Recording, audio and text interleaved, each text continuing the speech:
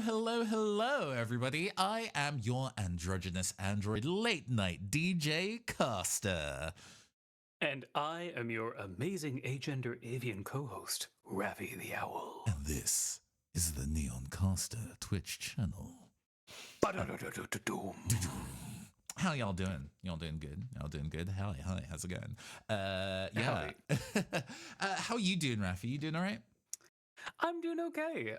Yeah, feeling perhaps a little dehydrated, having a little bit of that low water brain fog, tummy a little funny right now. There you go. I'm a little dehydrated. I'm going to be sipping some tea. I've got the hot gossip for all of you. Spill the tea, sis. Oh, I've already drank my tea. I have water and seltzer, and spilling the seltzer sounds much messier than spilling the tea. Considerably messier. That has to be some really, really big gossip. Oh, it's bubbly. This shit's popping off. Tonight, for our esteemed guests, I provide you a home-cooked classic. So after having had, were they in a row? Two streams in a row? Where we've done like, this visual novel, this mystery visual novel was made for a game jam, and it is just like horrendously incomplete. They were like, "Oh, sorry, babes, we ran out of time." Which they might have been two in a row. Oops. That's not necessarily. It's not necessarily your fault, Rafi. Load bearing necessarily.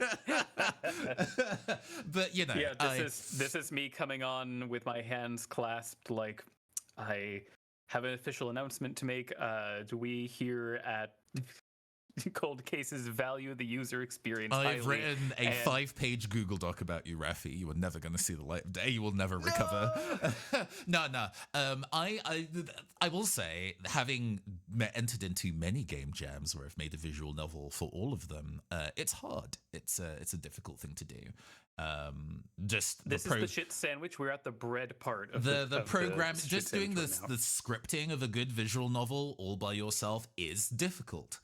I was doing these before I entered into broadcasting, and those first ones were mad fucking hard. They were made specifically for Ludum Dare, if you're familiar with that, Rafi. I am, yes. Where they have, for those who don't know, it's a yearly game jam, a thing that they do, where there are essentially two categories. There is the competition, where it has to be all entirely made by one person in 48 hours. And then there is the jam version that can be made by a team of people, and you get 3 days. And I've only ever entered into the jam side of things because I didn't have confidence in my own kind of like illustrative abilities to do a visual novel with characters. So I've always worked with another artist on things. But also having those additional days, I usually have it like 1 day for writing the script, 1 day for implementing it, like coding wise, and then another day for like proofing and playtesting. But not everybody necessarily organizes their time in that kind of fashion. Not to mention that it is very easy to start with a very big idea, start entering your script directly into RenP or whatever, and then hitting walls because you are putting the tracks down in front of you as you're driving. The RenP equivalent of the game tabletop RPG design advice of do not write into layout. Yeah, don't do that. I've done that before, but usually after I've written the rough version of the game first, and then as I'm entering it in and being like, this paragraph doesn't fit, you do some wiggling, and that is part of the flow for this as well. I'll talk a little bit about the process of how I've done all of these more or less on the other side of it, but I wanted to demonstrate the last visual novel I made. This is the most recent one I made after I moved to Manchester now 10 years ago. So this is a 10-year-old game. Oh my god. Cool. Sudden old feeling. Called Kenneth Rice Vampire Detective. This is the first game that I made without an artist in tow at the time of me making it. So I used a bunch of placeholder art of sprites from previous games that I'd done. that I made with other people because it's like, hey, you know, there's this person made art for me for this, so I'm okay using it in here. And then after the fact, lots of people do post contest versions where they'll polish. So this is the polished version that has like, you know, an additional round of spell checks for typos. There's probably still typos in here. I asked a very good friend of mine, Linde or Pixie Pew, to do some quick portraits for me across, and she did an incredible fucking job. So you could look at all these astounding characters, and I was like, thank you so much for my life. But because it's a game that I made without anybody working alongside me, it also meant there was nobody keeping my ideas in check. That wasn't necessary to say that this game is out of scope, but this game is definitely much louder and queerer than any other game I had written prior. So what a fun game to show first. Oh, yeah. All right. The name's Kenneth Rice. Private eye, professional alcoholic. And they're getting paid to be an alcoholic. Hey, you know, hey, that's what hostesses and host bars essentially do, right? Oh, no, I guess you're right. Damn. In this city, you learn to bite life on the neck before it bites you. I was too late to learn that lesson. It was a balmy summer evening like any other in this godforsaken city. Trash bags filled with the excess of the people are piled on every corner, and vermin crawl the streets. And also, we had a serious rat problem. However, I rise above it all. My office is crammed into the 5th floor of this grimy apartment block. The puns in this game do not improve upon the ones that we have already established. On this particular night, I was sitting at my desk, sipping a hard whiskey, staring hard at a real hard Sudoku puzzle. The puzzle was fiendish, but so was I. I'm really amused at the intensity drop off of Sudoku. That's good. And the puzzle was fiendish, but so was I, and I had the rest of eternity to solve it. The life of a vampire detective was easy but lonely, and hardly ever simple. The late night suited me just fine. Stalking the streets is a different experience as a bat or a wolf. If any heavies want to rumble, they're messing with a literal cold-blooded killer. Countless dames and fellas pass through my office door, but they all eventually leave, with their problems solved and their wallets or veins a little lighter. And in the end, a true dick works the beat alone. Suddenly, the phone rang. Again, the puns remain as terrible. As I reached for the receiver, little did I know what was in store for me.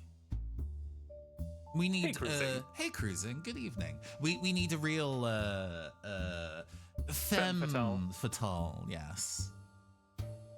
Say, am I speaking to Mr. Rice? The voice on the other end was like honey in a champagne flute, sweet, smooth, and threateningly expensive. Yeah, I am. Who's asking? Delightful. The name's Harley Baker. You're charmed, I'm sure. I have a need for your services. You can tell that my detailing in terms of like, oh, character names aren't there until they establish their name, and then you can see them is a thing that I was specifically wanted to do.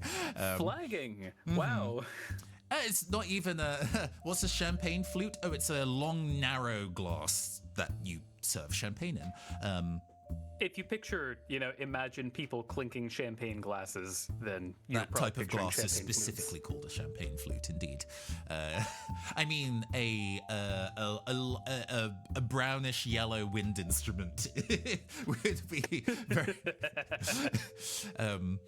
Harley's voice dripped with the confidence and suggestion, but I'm too hard-boiled to take the bait just yet. This ain't a laundrette, sweetheart. I don't do service. I solve problems. What a brusque way to start this dance. But I can match those steps. I guess it would be a laundromat in American English, but that's fine. I need you to track down a person. A real dirty piece of work. They have something of mine I want returned. And what am I finding for you? Well, I woke up 3 nights ago to find out some precious jewelry had been stolen. Right from underneath my nose. It's called the Velvet Suite, a set of 5 stones set into a necklace. They're just exquisite. So exquisite you'd throw your own mother off of the pier in concrete boots for 'em. It sounded like blood had already been spilled over this item already. The precious waste. But I couldn't Yes, beat my... Mama Slay. I'm a vampire, I don't want you to forget that. But I couldn't just beat my gums with this dame. Questions had to be asked. I asked her. And so, flagging, I think these are designed so you have to ask all of them because this is all useful information in the same way that Phoenix Wright operates, but also you'll see if we revisit one of them, it'll be summarized the second time. Why don't you come over and talk in person? You sound like you're in a major jam. Why not pass by my office so you can explain in more detail? I asked mostly to help with the info gathering. Nothing speeds up an interview like a little vampiric glamour. But the scummier side of me desperately wanted to get a look at the tall drink of claret on the other end of the phone. First a flute, then a clarinet. No. As much as I'm dying to have this waltz with you in the flesh, I'm holed up at the moment. Damn. Why not? These are dark times and mean streets, Mr. Rice. Upstanding members of the public can barely trust the concrete they walk on these days. And I feel just naked without my velvet suite. We can schedule a rendezvous and a handsome reward once you've found them. I audibly shrugged. What does that sound like? Oh, okay. I see. No, you did it. This dame was a tough nut to crack. And so, if we ask again... As I said, I can't really leave right now, as much as I'd like to meet you. So, there are little flags for each of these to make sure that if you try and ask the same one twice, it summarizes the conversation for you. Important, please do this. When did you last see your necklace? The Velvet Suite? It has a name, you know. Yes, the Velvet Suite. Where did you last see it? Say it again? No. As I say, it was 3 nights ago. I came back from a hard day at work, with a hard body on my arm. The Kangaskhan Rock, I understand. Where on earth do you work? A nightclub. The Round Midnight, if that matters. The hours are rough and the lushes are rougher, but I hold my own just fine. And you took someone home from the nightclub? Well, why not? I've never been one to separate business from pleasure. I was about to write that in my notebook and thought better of it. Strictly professional. But yes, what happened after you returned home? You could probably guess. It was good, though not great. Ho-hum. Anyway, I had stepped out of the room to make some coffee, and when I returned, he had gone. And so had the Velvet Suite. I take it you know who robbed you then? Yes and no. It was most certainly that son of a bitch who I'd invited into my boudoir. And that's an honor, I'll have you know. I was surprised at the unexpected curse. It seemed this drink of champagne I was talking to was laced with cyanide.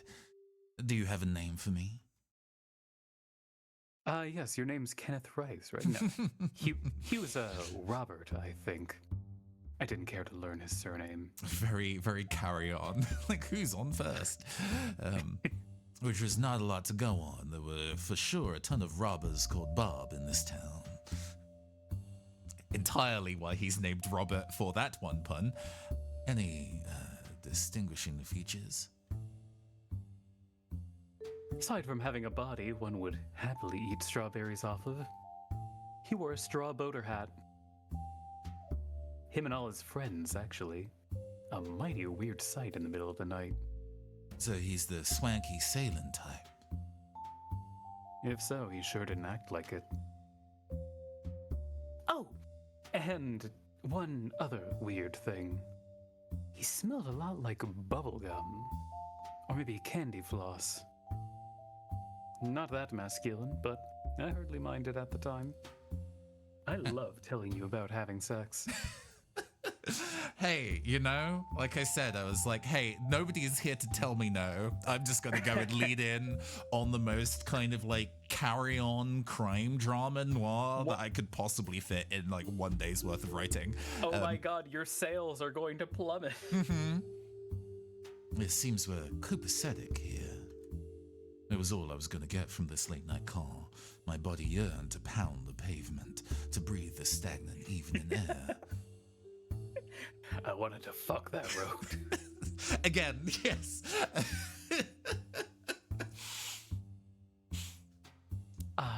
That's delightful to hear. The Velvet Suite is worth a pretty penny by itself. But I can reward you that and more if you find it. Ooh, audio fade out on cue in dialogue. A pause. In the silence, I can hear a faint bustle on the other end of the line. High energy jazz was playing. Actually, if I wanted to be really fucking like sexy with this, I would have put in a new track for the high energy jazz, real quiet, just under this bar only. So it's fully like diegetic, but nah, not. Yeah. One more thing. What can I do you for? Do you have someone at around midnight you can call about my arrival? Someone who won't have kittens over a detective being there? Oh, sure. Walter, the cloakroom attendant, is a stand-up guy. I'll let him know you're coming. With all the important things said and many more things unsaid, the voice like melted chocolate on the other end of the line went dead. I began to look around my office for information on the round midnight before I put my legs to work. My office, where I spent my nights solving mysteries and my days avoiding sunlight. I considered checking my files to see if I had anything useful about this case already. I decided to... Well, I must say, even though there are branching paths, a lot of these choices are currently linear in the kind of mystery writing way of like, you shouldn't be able to miss any of this information because it would be very annoying if you had to come back here. There might be some treasure buried in here. I pulled open the drawer of my filing cabinet and rifled through the documents for anything about the Velvet Suite.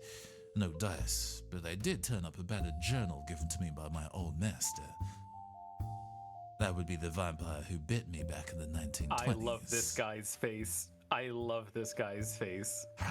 I think I just kind of looked for like royalty-free images of like a police report and was just like, yeah. Also a detective, it turned out. Guess I was on his turf. He always kept notes on anything and everything and handed this journal to me once I awoke after being turned. I knew everything in and off by heart, but I flicked through it anyway, glancing at the standout passages. You want to be the journal information? What does the mentor sound like? Most of these... Okay, no. No, commit. I know. Most of these vampire myths you've read about are true. Sunlight is a bad idea, as well as getting impaled. Consider blood to be one of your major food groups now. But shape-shifting is a great way to spy on people and gather information. But you'll hate noisy places, though. The wolf's sense of smell is incredible, but it's hard to gracefully maintain this form. You will unnerve most humans. Assuming the form of fog is an impressive trick. Mortals will hallucinate if caught in your glamour, but avoid windy days. Ho ho ho. Press the A button to jump. If it wasn't clear, the theme of the jam that year was like shapeshift or transformation. And so right. I was like, oh, what are... And then I was thinking about how in both a general vampire myth, but really like played to the hilt in like a Castlevania Symphony of the Night of the vampires changing into fogs, bats, and wolves to solve puzzles. And it's like, what if that? But visual novel. I put the journal. It's a fun idea. Thank you. I put the journal back. I recalled my first experiences with shapeshifting, and my expression hardened like dog shit in the sun. My first 20 years of being a vampire was a haze of vague forms, bloodlust, and heavy drinking. I've since only gotten the first two under control. I walked to my grand bookcase of tomes and files. I had curated it for size, but it's the kind of work that would take a lifetime. A mortal's lifetime, at least. I pulled out the city maps and a collection of bar reviews from the local rag and hunted for any mention of the Round Midnight. A news clipping dished the dirt. The Round Midnight was a basement speakeasy and jazz bar. Obviously, there's no need to be secretive about drinking in the 2010s, but some people like to keep up traditions. 2010s, I'm not old. Shut the hell up. That was current when I wrote the game. Also, I guess I kind of show my hand quite quickly, but Kenneth spends the entirety of this video game talking quite exclusively in 1920s slang when nobody else does. I was like, ooh, that's a fun little detail. He's dated. But I guess I kind of make it for being a vampire. But I make it like clearer than maybe I maybe it would have been more fun if I buried the lead about that, but it's fine. Plus, dressing like you've fallen out of time was unusually popular. Made it easier for me to blend in when I was on the case. As such, the entrance to the bar wasn't obvious. However, in its more popular days, a velvet rope and a queue like an abattoir factory line gave the game away. I noted the location down in my notebook. And then we hit the road. It was time to start brooding indoors and do what I did best, getting the job done. Let's fuck that road. And then we get a full, like, clickable map of places to go. Which is very fun. And gives a little highlight to label it. And new locations open when you have the flags to do so, but because we only know one location, we head straight to the speakeasy. Around the corner, oh my god, this is way louder. Also, oh my god, Kevin MacLeod jams. Where did we hear this one recently? Oh, because I feel like we did hear it recently. Fucking I could be Down wrong. the Rabbit Hole's early videos use this trick. Oh shit, that's where it's. Yes, you're right. I was like, I don't think we heard this in Dupery, but oh man, that's so funny. It's the Venn diagram of indie creators and early Kevin MacLeod is a fucking circle. The streets were hopping but quiet. Everyone pushing ahead with their heads hung low. The dazzle of neon lights will leave you with stars in your eyes and your wallet empty, and no one wanted to be played for a sucker that night. As I had guessed, the entrance to the Round Midnight would have been easy to miss if not for the bouncer standing outside. She was a brunette, and brunettes always mean trouble. I decided to. What do you want to do? Ooh, man, let's see. Let's look for a way in. I shift my eyes around the brick, trying to glom a way in beside the front door. The speakeasy was in the basement, so I'd have serious trouble going through a window and making my way down. I looked for a vent or a grill on the pavement, but no dice there either. However, there was an alleyway off to the side of the building. An alleyway? Yeah, I'm also a big fan in visual novels of, like, again, just for kind of like conveyance of useful information, doing it in a different color I think is just nice. And then there's also the user experience of if it's going to be in an opposite color, one that still color contrasts from your standard font color, but also the background. I think when we did Duppy Detective Tasha, all of the important font was in yellow against like white backgrounds, which no, you can't do that, illegal. I pondered if there was another way in hidden in its shadows. Meaning, now if we hit the road, that will be a location we can visit. Let's chat to the bouncer first. Find out. Learn the score. Brunettes mean trouble, but in this town so do redheads, blondes, and mermaid ombre dye jobs. 2010s. It's a period piece. I love the the layers of period piece going on here. it's all the way down. I gritted my teeth and made my way up to her. Good evening. Also, I turned to, when I was asked Pixie Q about this, it's like, can you please just make every character in there with the descriptions and references I'm giving you, can you make them like have somebody be like wood for every single character we run into? We need that. We want the quiz to be well fed. Good evening. You on the guest list? Her tone was dry and devoid of questioning. Dry like a blood oath sent to a convent. Suddenly, my throat felt the same. Maybe. One of the staff knows I'm coming tonight. His name was, Willie? Wilbur? You ain't on the list, you ain't getting in. Them's the breaks. She didn't look angry, just bored, confident, and like someone who'd bum rushed more fellas than decks of cigs I've smoked. Fine. Can you at least tell me if you've seen this broad Harley around? Voice like molasses, likes big jewels and bigger men. You would have eyeballed her here 3 days ago or so. Respect women, I'm not the Libri type. Started the job here last night. I ain't seen your girlfriend. No, that's not what I... Unless you're on the list, we're done here. I slinked off, cussing. No one plays me for a sucker and gets away with it. Kill her! No, let's hit the road. Okay. It was time to breeze and see what I could find elsewhere. I really enjoyed finding 1920 slang to put really heavily across this entire experience. I mean, duh. So yeah, we've unlocked our new location of the alley. Alley.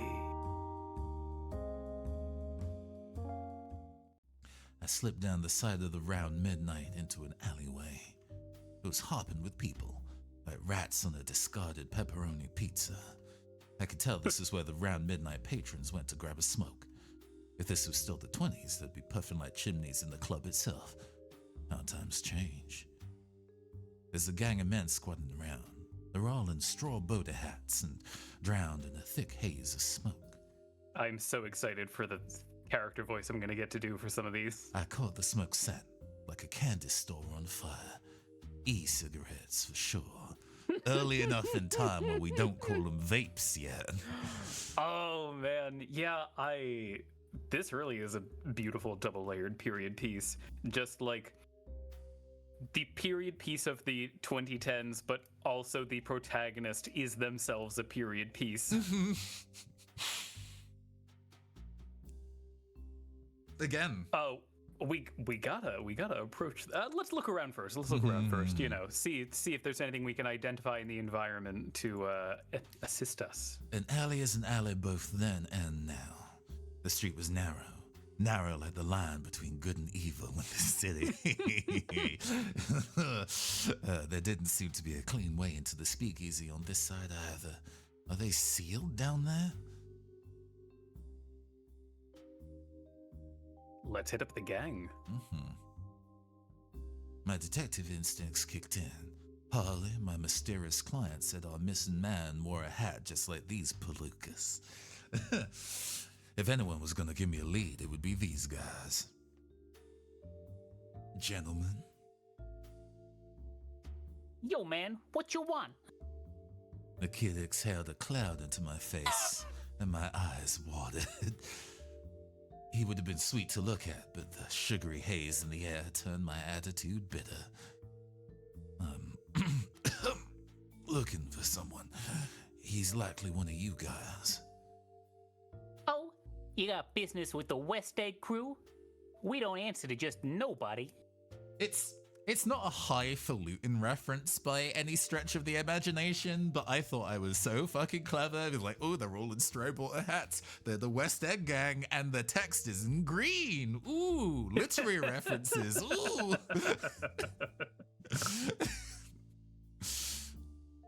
West Egg is in. Well, okay, it's just text. It's just text. Subtext is for fucking cowards.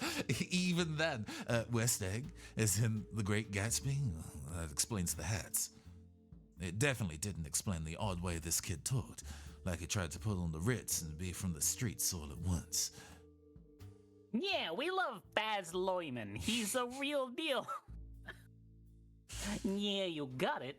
Who are you looking for? All I know is that he's called Robin, and he's a hot ticket item with the ankle around here. Actually, hold up. I think the Baz Luhrmann fucking... I think would be contemporaneous to this coming out. Yes. Yeah. I would have seen it recently. Idea. I would have seen it recently when they did this. I fucking love the idea that this gang saw the film, had not heard of the book, and got really into it. It's a good fucking movie. It's not It is it's a really fun movie. Well could be. They are all of Baz Luhrmann's movies are fucking theme parks. They are not the authentic experience of the thing he's referencing. They are the Disney dark ride version of all of them, but they are very fun to sit on. I should rewatch it with that in mind, because I did see it in high school after having read the book, and I was like, nothing fucking like it at all. No, I was like, this felt a lot stupider than the book. I don't think that's good. And now I feel like I'd be able to watch it and go, oh, this is stupid in a fun way. Yeah, like, have you seen Romeo plus Juliet? I haven't, but honestly, out of all Baz Luhrmann films, that's the one I want to watch. Yeah, I mean, I think it is important context to the Great Gatsby movie. If you've seen that, where they're like, I need to reach for my longsword, and he reaches off screen and pulls back a gun with longsword engraved on the side, and then you're like, oh, that is the energy of this man and how he modernizes historical texts. I see. And then Great Gatsby, the movie, makes a lot of sense. Cruising prefers eggs over easy. Reasonable. I do too, actually. No, I don't know about ankles or nothing, but old Robbie's definitely a member of the West Egg. Sure. He's here? The kid chuckled like he should be holding a fan in one hand instead of a vaporizer. Nah. The old boy always insisted on eating before a night out. But as I always say, eating is cheating. I knew people that would genuinely say that, especially when I went to uni. You know, That's you're gonna get drunk on an empty and stomach. I got this sweet figure for a reason, buddy. The book definitely was a lot more gritty. I think The Great Gatsby, the book, is kind of like, hey, frivolous partying is what is slowly eroding away at our souls, leaving nothing behind. The Baz Luhrmann movie's like, parties are fucking sick, let's go. Entirely misunderstanding the text. He laughed again and blew out another ring of smoke. I tipped my hat and walked away without a word more. There's only one good eatery around here. I know exactly where he'd be. However... he's walking there. We haven't shapeshifted yet. We don't have to. True. But it is an option maybe available. Maybe this would give us an avenue in. I wondered if changing form would get me an extra clue. Backing the way into the shadows I turned into. Let's see. We know a wolf scares people, a bat gives you the powers of flight, and fog can let you possess people, I think? Hallucinatory charms they hallucinate if they inhale you. Maybe let's try a bat to see if we can't, fly to find an alternate form of ingress. Hemmed in. Ooh, that sound effect. Hemmed in by the tall buildings, I flitted upwards into the shadows. I started listening in on the men below, but quickly found it a waste of time. The conversation circled endlessly between where to go drinking, the workout routine, and surprisingly impassioned perspectives on Jay Gatsby's characterization in the third act of The Great Gatsby. Whatever floats their boat, I thought as I returned to the streets below. He's the failed by society, buddy. What the hell do you want from him?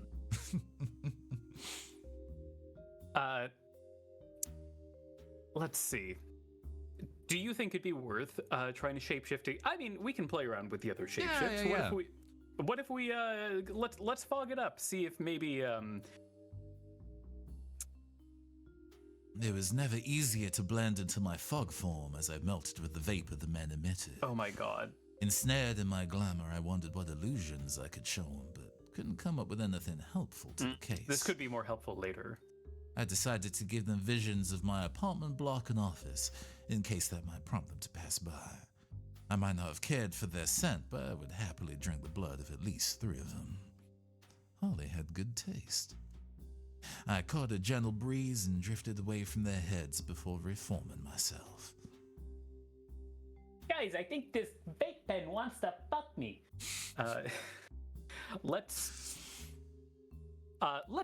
try the wolf just to. It was quite interesting, like the process of like, oh, it's not too many options because this is a narrower list of options than having a bunch of clickables in every scene, but having to write a relevant thing for each of them. Yeah, having to figure out what something needs to happen for each of these because yes, you could have done. No, I can't do that here. But yeah, you want a that? funny piece of dialogue or an interesting piece of dialogue when you choose one, even if it doesn't help. Otherwise, it just feels like busy work. I threw away the thought of turning into a wolf as soon as I had it. The stench of the vapor coming from the loitering hoods was already high water, and in wolf form, it would be like hitting my nose with a syrup-flavored sledgehammer. I decided to reconsider my options. Then yeah, let's hit the road. I turned my heel on the shady alley and pushed forward into the neon. We have a new location, the diner.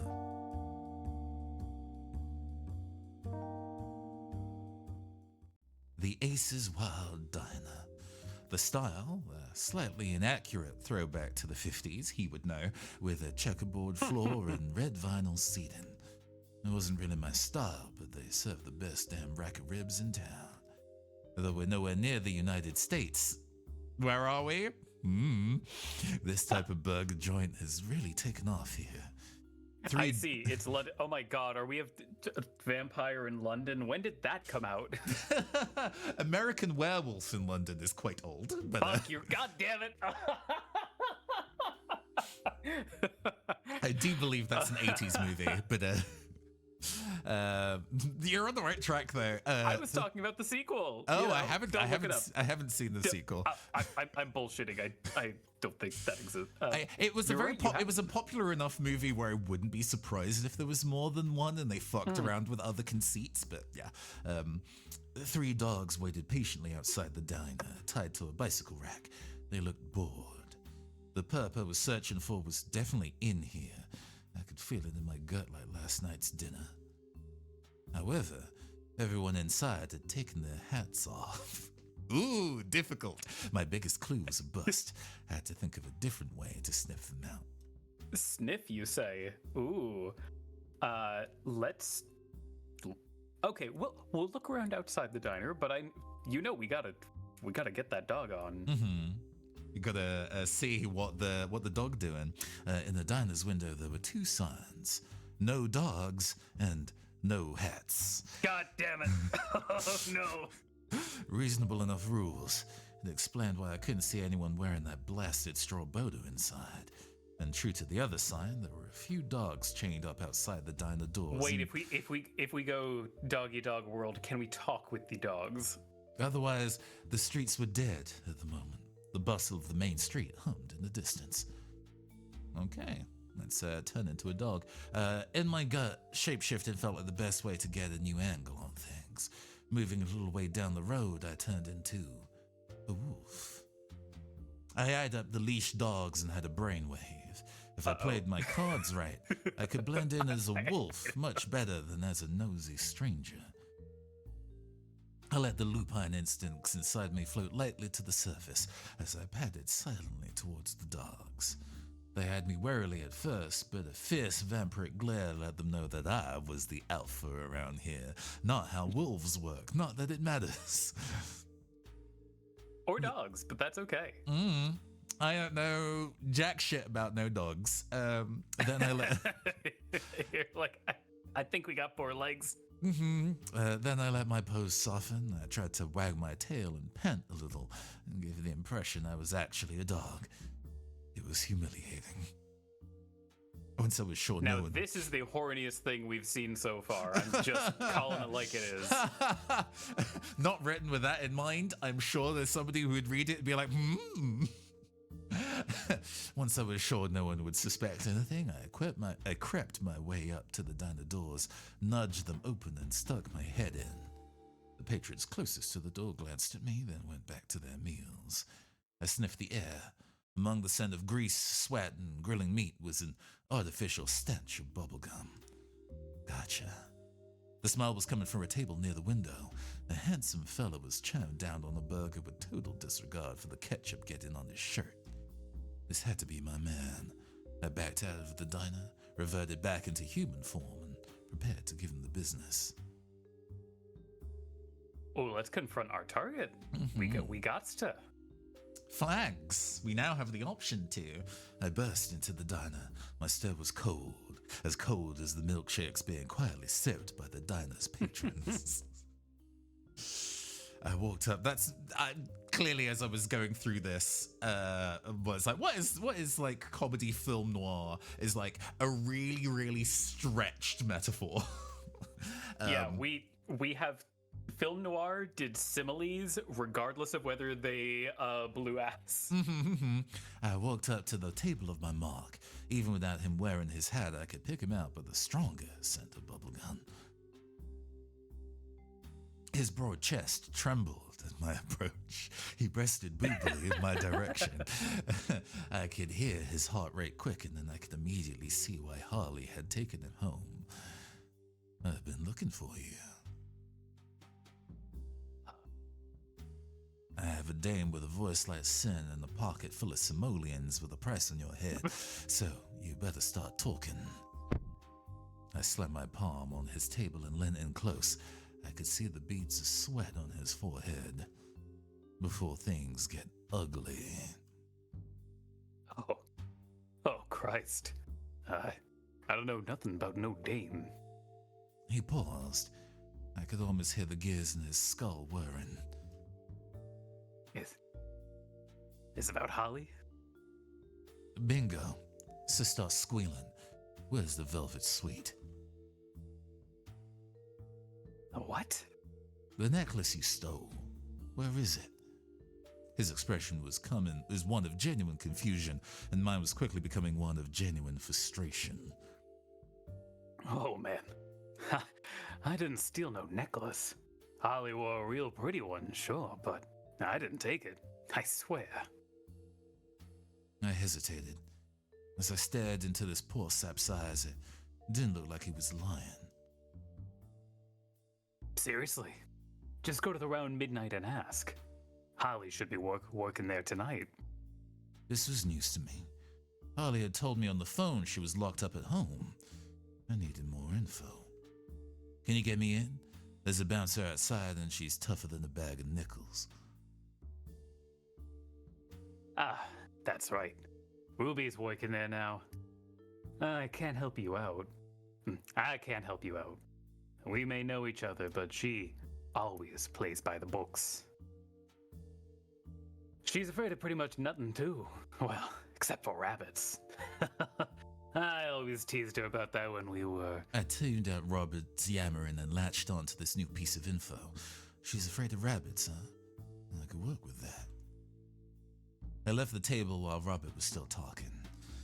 So rude. The owner of the diner glared at me for still wearing my hat inside his establishment. We've seen his character design. He does wear a hat. I decided to... Yeah. So we didn't shapeshift in front of also this I headed away from the diner. The only thing I was hungry for was justice. We didn't shapeshift in front of who we now know as Ruby previously. But one of the ways you can try and attack the situation is to shapeshift and try and be a wolf. As I crouched into a low stance and felt the hair form around my face, I hesitated. In this world of good cop, bad cop, putting the frighteners on someone was a great way to fall onto the wrong side. I didn't want to use fangs if a good finagle could do just as well. And I always have had a bit of performance anxiety when taking on the wolf form in an open space. It ain't dignified. They were ready to... Oh, rather, if you try and shapeshift into fog and make her hallucinate, Kenneth's like, I have no idea what she's scared of. I'm gonna go and jump into a whole bunch of scary things to make her run away, and she's unbothered. That's fun. Hi, Tom. How's it going? All of this is like old school Kevin MacLeod, like noir music that he had, but it was quite nice. I always do enjoy, even in things like this, I enjoy in tabletop RPGs, like, ooh, what video game music can I use to underscore this scene that I have in mind? And getting to do that to score a video game is also actually a lot of fun. I definitely enjoy that part of the process. So we turned into fog. The wind was dead like a morgue, but the air stayed warm and thick. Melding into fog was as easy as exhaling. My hard-board miasma engulfed the bouncer, and I considered what glamour I could show her to make her dust out. And then there's a flag check as to whether you've spoken to Robert or not, and since we have, my only hunch was to go on what Robert had told me in the diner. Could such a put-together dame really get spooked by a rabbit? Not wanting to go in all guns blazing, I showed her a vision of a small, fluffy bunny snuffling around at her feet. The effect was immediate. Ruby stiffened, went white as a sheet, and bolted off down the building's alleyway. The job done, I smugly transformed back into a human, walked up to the now unguarded speakeasy door, and gave it a sharp knock. The man who answered the door was small, bespectacled, and had a warm, gentle vibe that clashed with the dark doorway he stood in. Without even having to ask his name, I could guess that this was Walter, the cloakroom attendant. Good evening, sir. If you want to come in, please speak to the bouncer. There is a specific aesthetic to what we know now, especially, I guess, under what conservative internet would describe as like a femboy. Incorrect. This is the prototypical. This is the blueprint. Give that femboy a bow tie. She had to go run an errand. I'm Kenneth Rice. You should have been told to expect me. Ah, yes, of course. Harley did tell me you were attending. Are you a fan? No, I'm just a man fulfilling a promise. Very well. Come right in. The club was what I would have expected. You only get to talk to him for like 3 dialogue boxes, but hey, we only have a limited amount of time. The elusive femboy.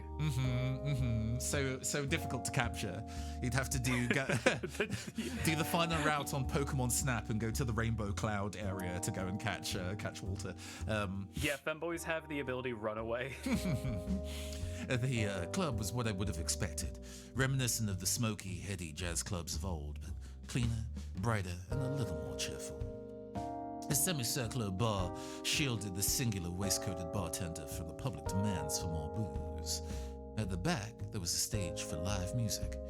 A jazz trio were playing, a pianist, a drummer, and a double bass player.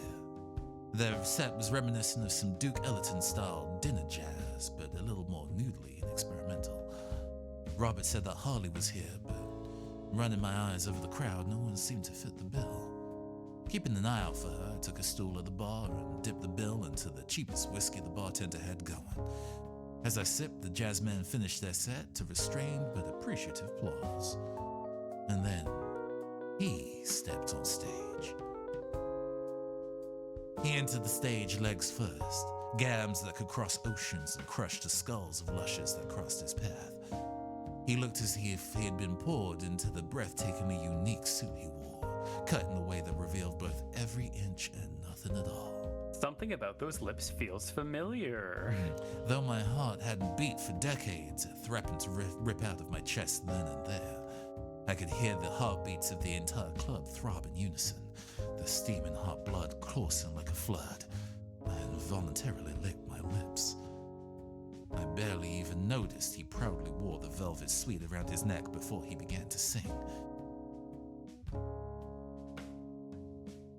After the performance, I rushed over to the stage, partially to ask why on earth he had the velvet suite, but entirely to find out who this dish was. He leaned on the side of the piano, holding a martini in his hand as if it had always been there. Suddenly, this was the hardest case I'd ever taken.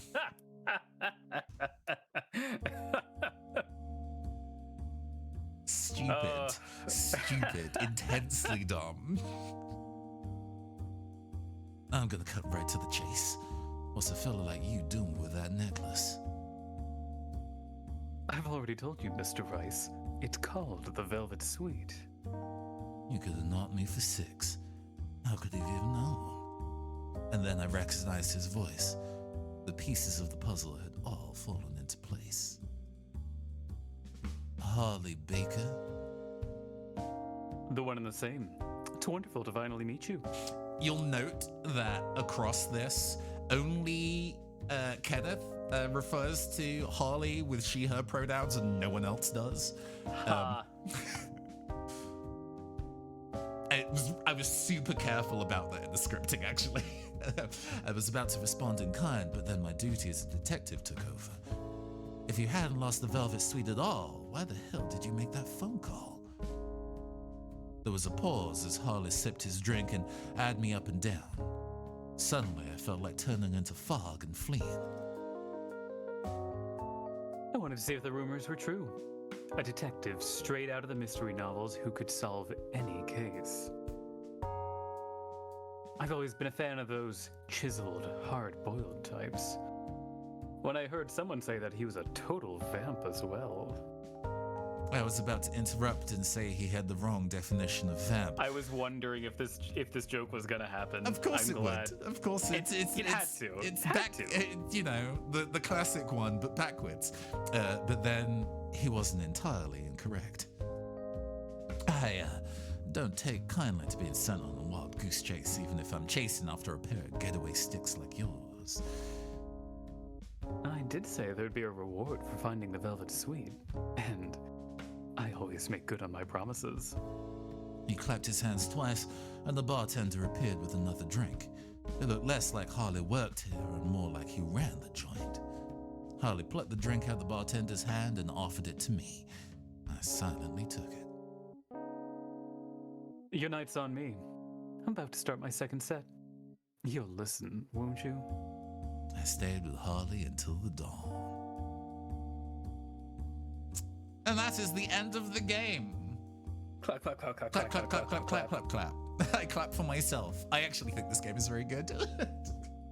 Yeah, fucking, you should be applauding 2015 Nathan. Yeah. Go support Pixie. She does lots of. She still does a whole bunch of like sponsor streams for like Adobe, doing Illustrator work a lot of the time. That's like her main scratch these days. But yeah, it was super good working on this. It was in an interesting way. There was like the process of like writing this in a way where I'm like, hey. Normally, there's like an ideation phase where I'm running my script ideas past another person and refining it that way, and that wasn't happening because there was like a makerspace that I attended that I knew was doing like a game jam thing, and I'm like, hey, I'm new to town, I don't know anybody, and maybe this would be a really great way to get to know people. And ultimately, aside from the one person in there whose email is Vice Grips is my hero, which is an email I didn't understand at the time, spoken to him and he was like, yeah, no, I'll make music for your game. I can't remember what song he did actually. I'll gonna have to like double check. But I didn't really get to speak to most people there. I mean, everybody was quite heavily focusing on the thing that they were doing. Yeah. And the way that my game worked couldn't be play tested like midway through. Like when you're building a platform, most of them were building games that had like platforming elements to them, so they're always like testing it and getting the physics to work and like try the level I'm working on and stuff like that. And that just didn't really happen for how I was working on this game at all. So I mostly just kind of worked on it myself those 2 days. It was a weird time, but it was neat to work on it.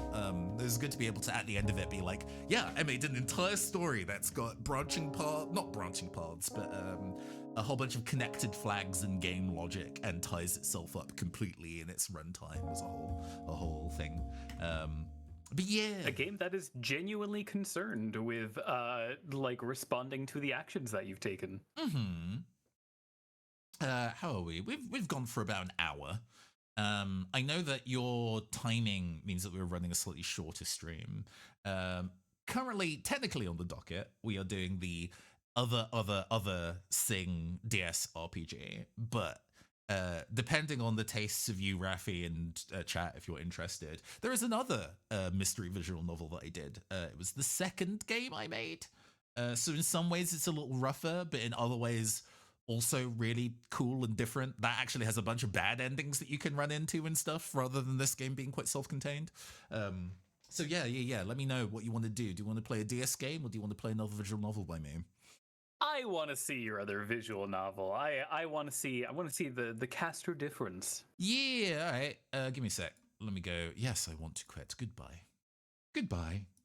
Do you have it locked and loaded, or should we take I just need to load. break? I just need to load the game. There's a Okay. folder with all of them here. If you do want to go and take a 5-minute break for stuff, we can go get more water or what have you. Yeah, I think I'd appreciate getting hit the little bird's room. Oh, okay, no worries. In that case, while I go and get this prepared, let's go and take a 5-minute break where we can rehydrate, and we will see you on the other side for Thought Police. Be right back. See y'all soon. Hello. It didn't auto switch over to the other game. That is fine. I suppose I shouldn't expect it to do that. Here. We could be living in a better world. Yeah, there we go. It's here now. Hi. We're back with another game of mine. This one came out a little bit after. This is earlier. Kenneth Rice. This is earlier than okay. Kenneth Rice. This is the second one of these. Third? Is that so? So yeah, this is Ludum Dare. This is from Ludum Dare 29, and I have a feeling that the Kenneth Rice one was like a Ludum Dare 30 something. There were a couple of years where I didn't do it. So you'll see in terms of graphic design and not character art. I worked with a different character artist, excuse me, and Aaron Clark, who is a really, really good illustrator, but very intentionally has zero online presence, which is a shame.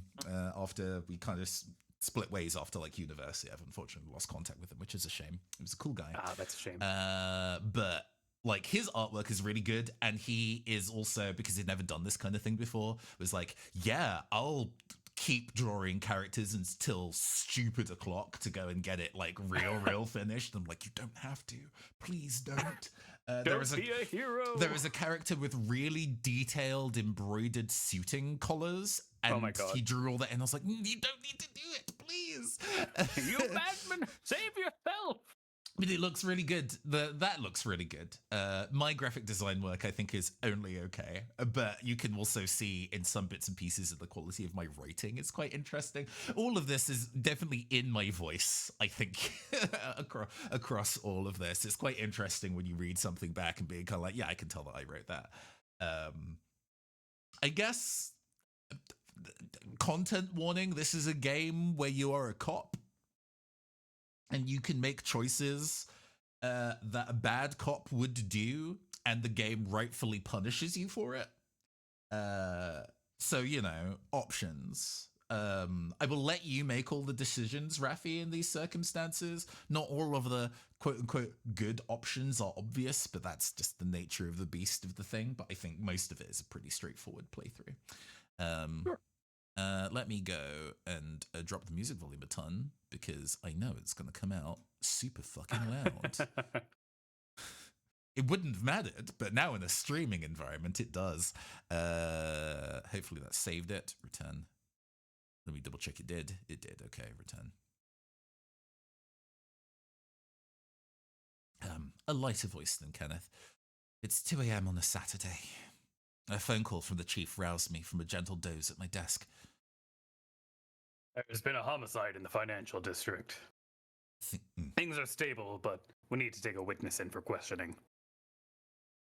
Please attend to the crime scene immediately. GPS coordinates have been sent. And so I went. Also, one of the things that I've always enjoyed doing is changing the default text box to be different to fit the game that you're working on. This looks so jank, but hey, it's different. It feels futuristic enough. It does remind me of like Flash games, and the like especially the gradient on that button feels very like I feel like gradients were big with Flash, I think. I mean, this was There's also an era that was Yeah. defined by gradients. All of this graphic work was definitely done in the same cracked copy of Photoshop CS4 I still use to this day. It's very funny that what I managed to get out of that instrument now is very different to what I could in like 2010, 11. That's funny. The financial district. Oh, yes, more Kevin Cloud jams. Look who's Photogin for sure. The financial district. Bustling by day, but at night it feels foreboding in Labyrinthine. His art is so fucking good, oh my god. When I arrive at the coordinates, there's a number of police already here. An alleyway has been cordoned off, and behind it... Yeah, it is a real shame that Kevin MacLeod has fallen. A dead body. They've been stabbed a single time in the chest, and probably bled out quickly. Poor bastard. Staring at it won't do me any good, though. Gotta report it into the boss. Chief Gentry, Alexis Brambilla reporting for duty. Ah, Detective Brambilla, you're on time. Acceptable. Glad to be of help. Expression portraits as well? Like, they did all of this in like 2.5 days? Mad. Absolutely Wild. mad. Glad to be of help. What's the lowdown? As I said when I called, a report was called in about half an hour ago. Late-night jogger passed by here and found that body in the alleyway. And a man standing nearby. When we arrived, the man was still here. And he needs to be taken in for questioning, right? Correct. It's of the utmost importance we do so. He was waiting over there. It's not very smooth, but I definitely played The World Ends With You by this point, and how they do their character sprites, where it's, they're standing in the scene, so they're not looking at the camera, but at each other. Was like, oh, that actually gives a really nice sense of place for everybody. So I definitely wanted the sprites to look in that specific way, and characters moving off stage left and stage right, and looking stage and stage right for a sense of scale. So yeah. Near the entrance of the alleyway is a man draped in an emergency blanket, being tended to by one of the police. He looks unharmed, but shocked. Is he even lucid? Excuse me. I'm about to take you to the precinct. Would you follow me, please? Oh, boy. Come on, let's go. I walk towards the police van I arrived in, and the man follows. The 15-minute journey was done in deafening silence. I enjoy how extra the green skyscraper and the huge yes, I really wanted to kind bisexual of moon. Just also they're thinking about that. This is also quite informed by The World Ends With You. The backgrounds in that game really kind of warp perspective of the skyline. So all of the buildings in the distance all feel massive and towering and off angle, but also it's a very urban fantasy, dark stalkers kind of energy of just look at the size of that fucking moon. Our police force is one of the most technologically advanced in the world. The Prime Minister lives in this city, and he's put all of his energy into financing the law enforcement. Not because of the citizen welfare or anything, mind. He just grew tired of human rights protesters spray painting the town hall. Not to mention the online smear campaigns and chaining themselves to the gates of his estate. As such, our HQ is pretty luxurious. It's not the largest skyscraper in the city, but it's definitely the most imposing. The witness placidly exits the van when I tell him to, and we make our way inside. The questioning rooms are, for some reason, on the second basement floor. Yo, Detective Brambia is a witness from the financial district. I'm like, hey, Aaron, don't draw all of them. I'll draw one. He's not super important, but I can do it with my own Photoshop skills. You drew him? You drew the policeman? It's rotoscoped, essentially. Okay, and, I see. like flattening techniques and all those bits. You can tell that the art style is not Aaron's by any stretch of the imagination. It's a sprite I made by photo bashing. At this stage, I didn't have any confidence in being able to do any actual illustration in anything I do. So a lot of my work was heavily informed by photo bashing. Which is still what I like to do in a lot of my graphic design, but maybe not as obvious as this. Yeah, that's right. Which room are we in? The newest one, room F. You're to be brief before you start questioning. We'll get this guy ready. You. Taking the witness by the arm. Yeah, the easing speed is definitely a little high. The policeman leads him down the hallway. I waited until they were no longer in sight and headed for the observation room. You ready for your briefing, Brambia?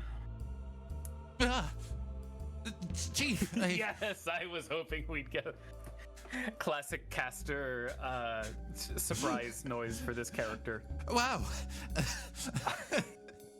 I didn't see you there. How was he at the precinct already? He was still at the crime scene when I left. Now, if you've managed to compose yourself, I have important information about your interrogation this morning. You'll be working with some new, freshly developed equipment. Questioning Room F is equipped with state-of-the-art vitality sensors. You'll be able to read the breathing, heart rate, body language, and brainwaves of an interrogation suspect. And it can send a real-time summary to your company smartphone. Put it simply for you, you'll be able to read the emotions of this witness easily. That's actually rather remarkable, sir. We don't put our government funding to waste. When we told the Prime Minister it would be able to sniff out terrorists, he was very generous. So why are we using it on this guy? He's suspicious, but he doesn't strike me as a terrorist. Naturally. But before we can wheel this out on marked individuals, he needs a trial run. This tech will also julienne your fries and file your taxes. It'll fuck your wife for you. Like the Prime Minister files taxes. Test it on this witness and we'll see if it works as intended. By all means, do what you can get. By all means, do what you can to get a rise out of him. I won't say a word. You terrify me, sir. Yes, sir. This room's a lot more modern than the other questioning rooms. He's already waiting for me. I guess it's showtime. Good morning. Before I start, I'm duty-bound to tell you the following. Everything I do here is authorized by police protocol. I'll be using my smartphone to record our conversation. What happens after this conversation is out of my hands. Is that all clear? I'll take that as a confirmation. Oh, before I forget, let's check out this emotion monitoring system. Oh, I can see a readout. But either he's unusually calm, or it's not working. Oh well, nothing for it. So, let's start simple. What's your name? Oh, for God's sake, how should I even approach this? Let's start good cop. I should probably introduce myself first. I'm Detective Inspector Alexis Brambilla. That's what DI stands for. It's a British police term. Ah, I see. It's nice to meet you, although it's a shame about the circumstances.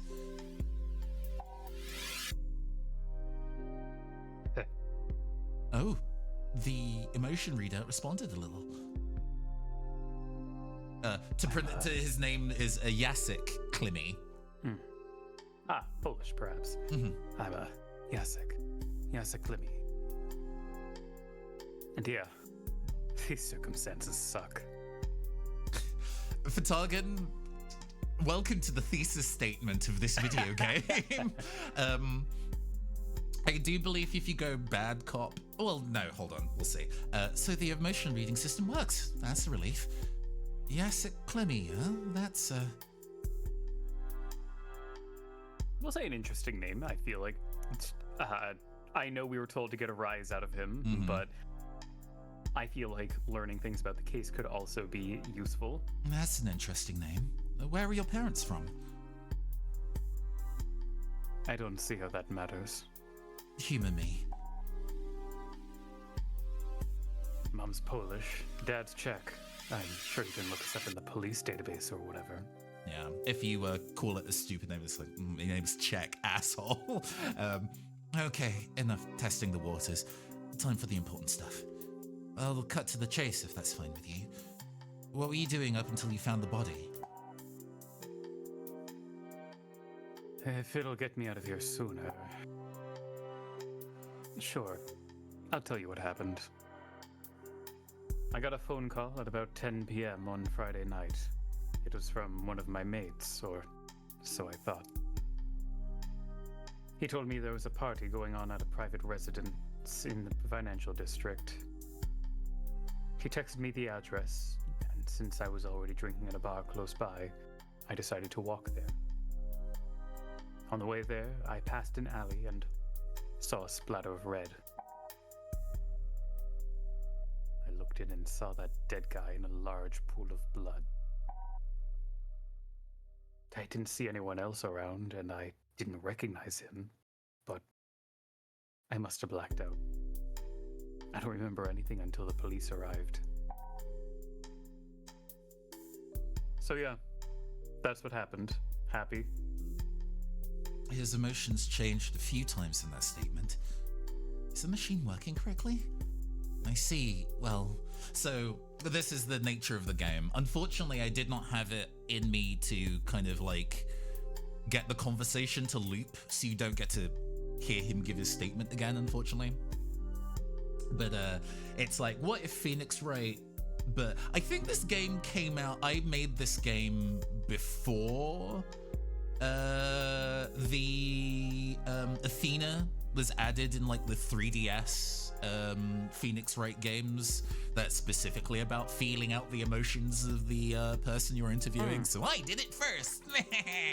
I was thinking of Deus Ex Human Revolution. With oh, sure. One of the... I haven't played that, actually. I didn't know that there was interrogation segments in it. Yeah. There's a number of... they're not all necessarily interrogations, but there's one of the augments you can get is like a... one of them reads the emotional state of the person you're talking with. Oh, actually, is there a way to wind backwards? There is. So if you do want to, we can go through. If you want to kind of go back over that, sorry, but Oh no, I mean that's okay. I was down to keep going. I was like, how can we if we need to recover it? And there's a way to wind back.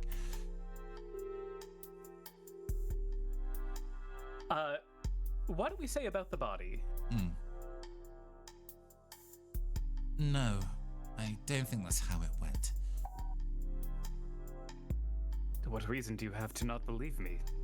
Well, when you were talking about finding the body, you suddenly became angry, which is odd if it's someone you don't know. I'll take that to mean you're not telling me all the facts here. You know the victim, don't you? Yeah, I do. His name is Coyote Mitchell. Okay then. Tell me about you and Mr. Mitchell. Okay, so Coyote's a friend of mine. We've known each other for about a year, but we're close. Is this the Masigno texture on the carpet? Yes, I think so.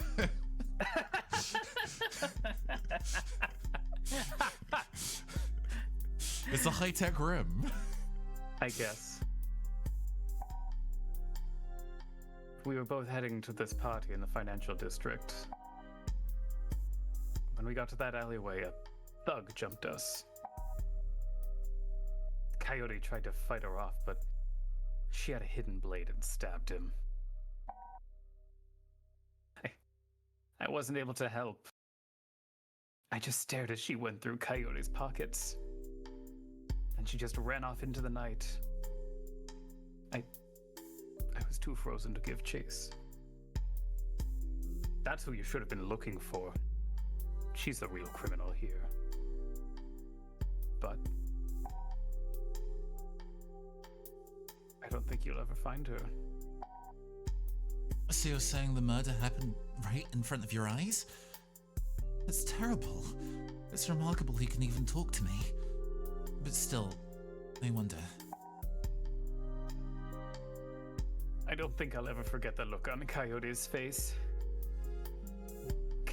Can I please leave now?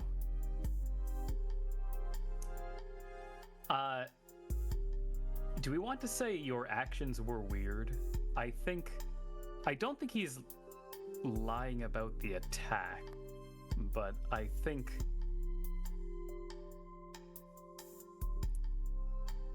he's leaving something out again. Or just the way describing of like, I could only stand there the whole time, and also just saying, you'll never find her. Well, an entirely non-suspicious thing to say. Kitty cat face. Oh, that's worrying. What's worrying? Well, when you said we wouldn't find the person who attacked your friend, you seemed strangely happy. I don't think you'd be cheerful if you knew the killer of a friend won't be brought to justice. So either Coyote isn't actually a friend, or... No. Don't go there. There's a very good reason why you won't find them. I'm all ears. What happened to the assailant? You're not going to believe me, though. Try me. Well, they burned to death. Excuse me? I lost my temper and burned them alive. But we didn't find a second body at the scene. And how did you set them alight? We didn't find any gasoline at the scene or even a lighter. Yeah, you wouldn't. I burned her with my mind. Are you kidding me? Damn it, I'm not lying. You want proof? I'll fucking show you proof. Holy... Look at me.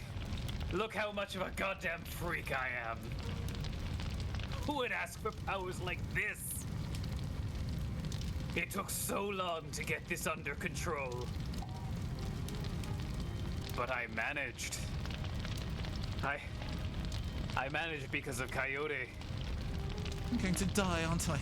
I'm going to be burnt alive by some punk in a beanie. I still can't entirely believe he's dead, you know. There's still so much left to do. So many DVD box sets to binge. What do I even do with my life now? So many exotic foods left to try. Shit.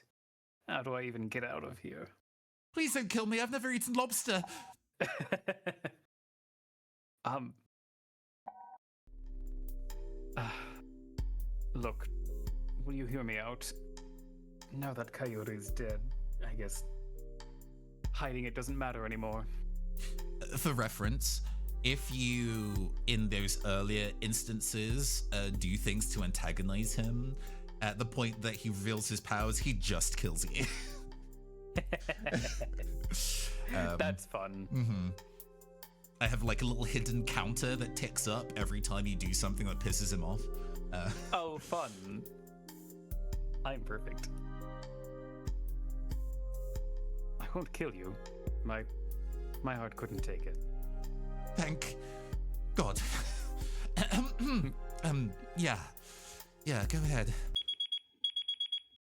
Oh, it's a message from the chief. D.I. Brambia. This man is clearly dangerous. Report to the observation room immediately. I'm being called away now? This new information sounds important. What should I do? Let's listen to, Jacek? Jacek. Jacek. Let's listen to Jacek's story. No, this is important. The kid's clearly hurting. I'd be an awful person if I didn't hear him out. Jacek, go ahead. Tell me everything.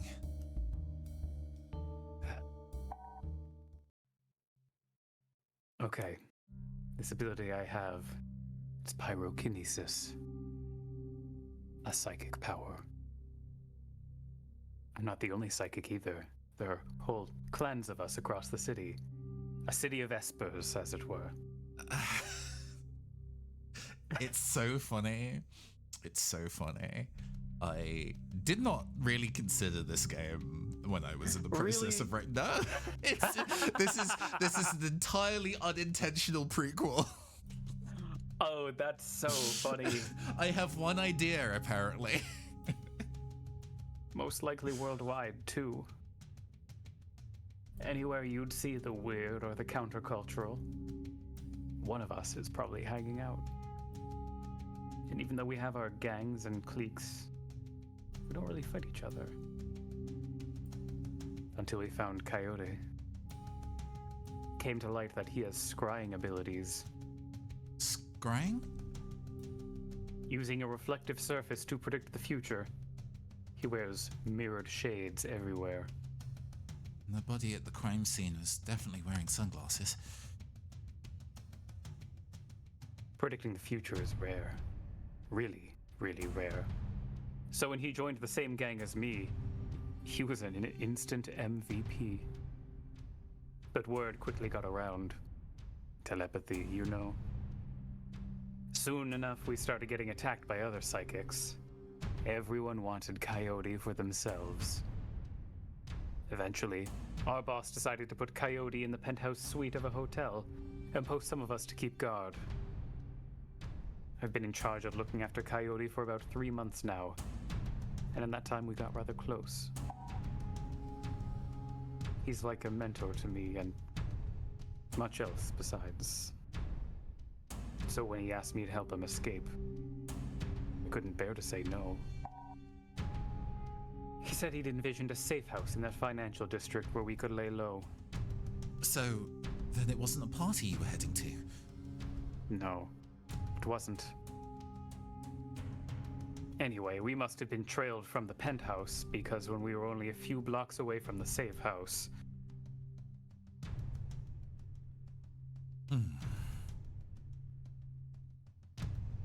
Hey, why'd you stop? We're really close. I glimpsed into the future. It's over. We're done. What? No, you're almost safe. Just ignore it and... Do not blame yourself. It's how the fates have set our paths. No, it's going to be okay. Maybe you didn't see it right. You can't always be right. You can't... I do regret we can no longer be in each other's futures, but rest assured, our time together, it has been truly beautiful.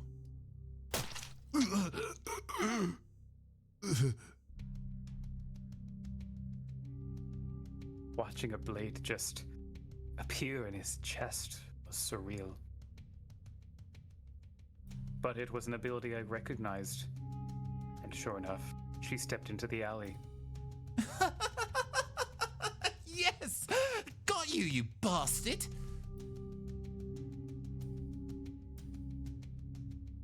Julienne Larbelestier. One of the members of our gang, she had the ability of apportation, making objects appear and vanish. But more importantly, she had some clairvoyant ability. Even though it was weak, it was enough to make her incredibly valuable. Until Coyote showed up.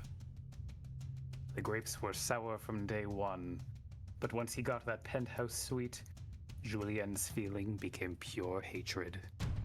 Let's get that butter knife out of you, shall we?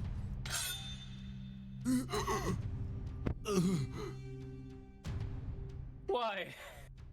Oh, don't be stupid, Clemmy. You know why. With him gone, the other gangs will back off, and I'll be back in the top spot. I'm just doing what it takes to survive, darling. You'll pay for that. Oh, do stop sniveling. I can barely hear you. You'll pay for that! Ah!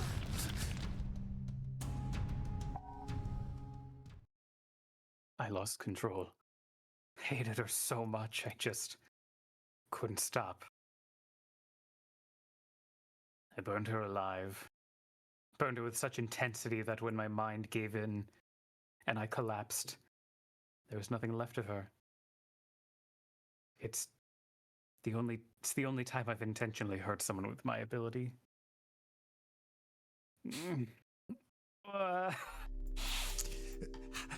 Difficult to suggest crying in text, but hey. So that's the whole story, huh?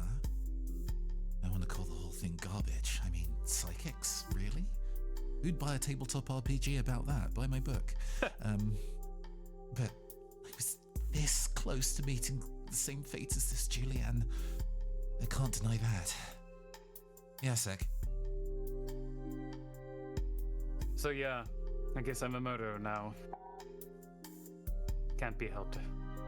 Guess I should turn myself in. Yeah, sec, hold on. I'm not sure what I can do, but I'm sure there's some way I can help. D.I. Brambia. Ah! Brambia, what gave you the idea that you could ignore direct summons? This questioning session is over. Officer Jones, take this witness into holding. Yes, sir. Scoop? Guess I can't complain. Okay, I'm coming. Very good. Now, as for you, Brambia. Sir? I have to commend you for getting so much information out of that witness. What was just a trial run has uncovered more than I could have ever hoped. Congratulations. The praise is nice, but why do I feel so uneasy? I wonder if I can... Okay, but is it picking him up? What's more, what you've learned is actually very much classified information. Only select members of the police and government know about these gangs. So, you've been aware of psychics the whole time, sir? But of course, I'm the chief after all. And now, we can add one more to our special ops team. I'm so pleased. So very, very pleased. Well, I'm, glad. So you should be. Now come with me to my office. I have some paperwork for you to sign. Confidentiality agreements, you understand.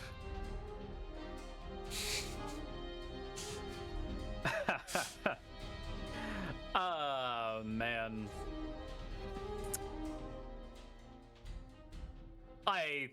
We gotta say, go fuck yourself, sir. If it's all the same to you, I need time to reconsider your generous offer. So I'll be going right now. Bye, sir. Shit, I got woken up at 2 a.m. for this. I'll have to take the stairs. No doubt he'll shut off the elevators. Hold up, over there, is that... Jacek. Yo, thanks for hearing me out. Not many people took the time to listen to me except for... Shut up, there's no time. I'm busting you out of here. Hold on, what? You grilled me until I confessed goddamn murder, and you're breaking me out?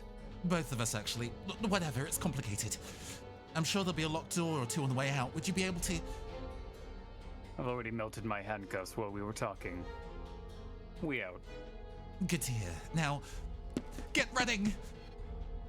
Jeez. Yada yada, what a pain.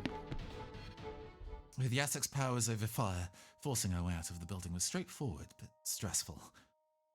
As soon as I reached the fresh night air, my lungs burned with both exhaustion and smoke.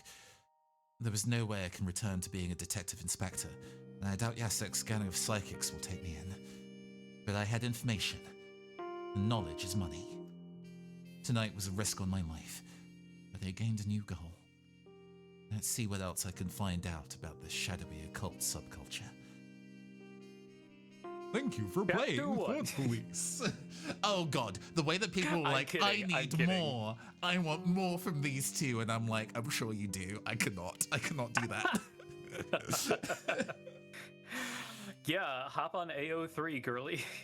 I mean, genuinely, you brought it up in a really roundabout way. If you want to have more adventures with D.I. Brembeer and Jacek Klimi, there is one way you can do that. True, actually. Oh my. Okay, hold on. Mm-hmm. Has the writing for City of Espers been locked down, or can you slip in? I'm so fucking close. There's a couple of districts and stuff that I'm still to write. I could absolutely put Jacek Klimi in. Please slip them in. That's great. That would be very, very funny.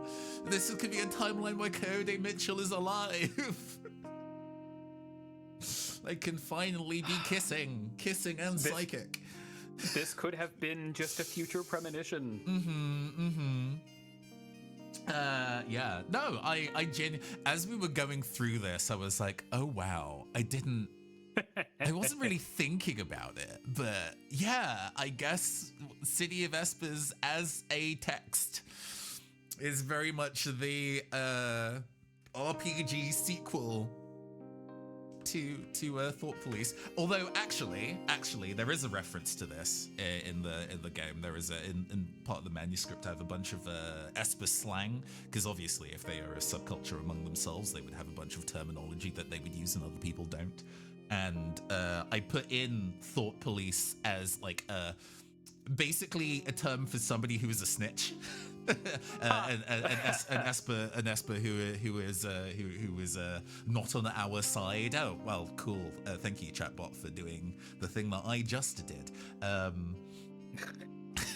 Reinforcement. Buy my book. But yeah, no, it's funny. It's funny how ideas in one way are done years ago and then manifest. If fucking Charlie Brooker can do a very elaborate short story for The Guardian about the Prime Minister fucking a pig and then actually turns it to television in Black Mirror, then I can do this, damn it. I'm allowed. I think you have everything on Charlie Brooker. But yes. I do believe that Tumblr is still up. So if you're interested in seeing some of the other artwork, I do believe he actually did an illustration of Julian Larbaleste and Jacek fighting each other in the street. So if you want a piece of bonus fan art made by the illustrator, you can go see that. Oh shit, okay. That website and that handle are no longer in existence. But yeah, old school Kevin MacLeod. Oh, yes. Okay. Actually, we need to kind of do a very, very brief replay to show you what one of the bad endings is like, because that's important. Oh, that's a fun thing that you notice. So there's actually a big burn mark on the floor in this area here. Oh, sure. it's partially covered by the text box to kind of hide it a little bit, but there's a beat where you actually look at it early. Hold on. Yeah, you see the burn and scuff marks on the floor after the body was burned ahead of time. That's fun. That's good fun. You know, mystery writing, even in these days. Even in these trying times. Even in these trying times. The fucking rotoscoped cop is so funny. Especially next to all this incredible character artwork. It's like, I could do one, I'll do one. Like, you didn't do a bad job rotoscoping him. I just kind of assumed he was clip art when I first saw him. I mean, ostensibly, yes. I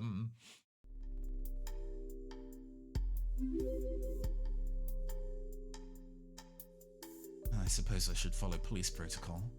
Ugh, I really don't want to, but knowing the chief is watching and what the chief wants...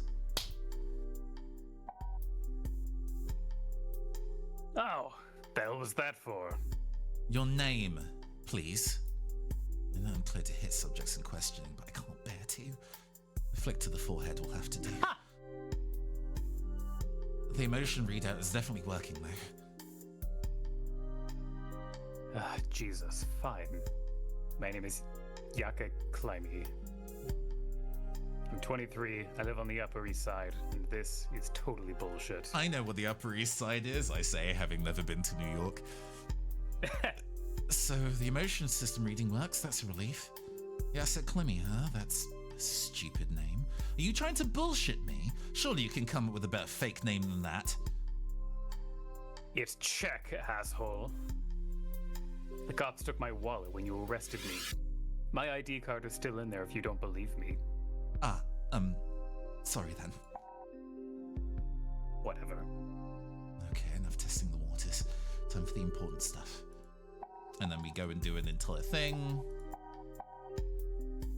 I do believe just ending the investigation early also immediately takes you to a bad end. So just for the pun, just for the I guess the brick joke of endings. I have my misgivings, but Nice for tagging. I guess you should check your yes. I don't have any further questions for you. At least I know the emotion reading system works. That's all the chief cared about, right? I'll be going now.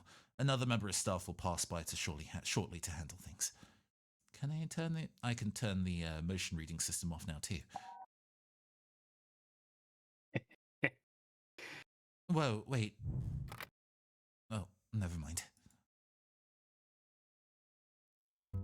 Back so soon, Brambia? Yes, sir. It seems your motion reading system works perfectly well. And the witness? I had no further questions. And that's exactly why I'm so disappointed in you. Also, it's a small detail and obviously abstract, but he's got kind of like fucking cursed script all over his tie and the collar of his waistcoat. Wait, what? I mean, I don't understand, sir. I was observing the whole thing, both your conversation and his emotional data. It was painfully obvious he was lying, and you didn't suspect a thing. Unacceptable. I'm sorry, sir. I'm sure you are. I'll have the paperwork for police school on your desk by dawn.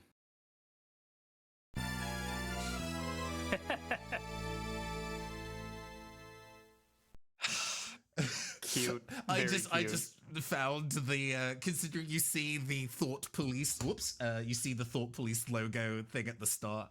The idea of changing that to fuck the police for endings is so good. Pretty funny, yeah. Yeah, so that's Thought Police, an earlier game, but I think still definitely sounds like me. Yes. Especially considering thematically it's clearly echoing of my current work in a way that was entirely unintended. No, that's very fun. I'm glad we got to take a look at that.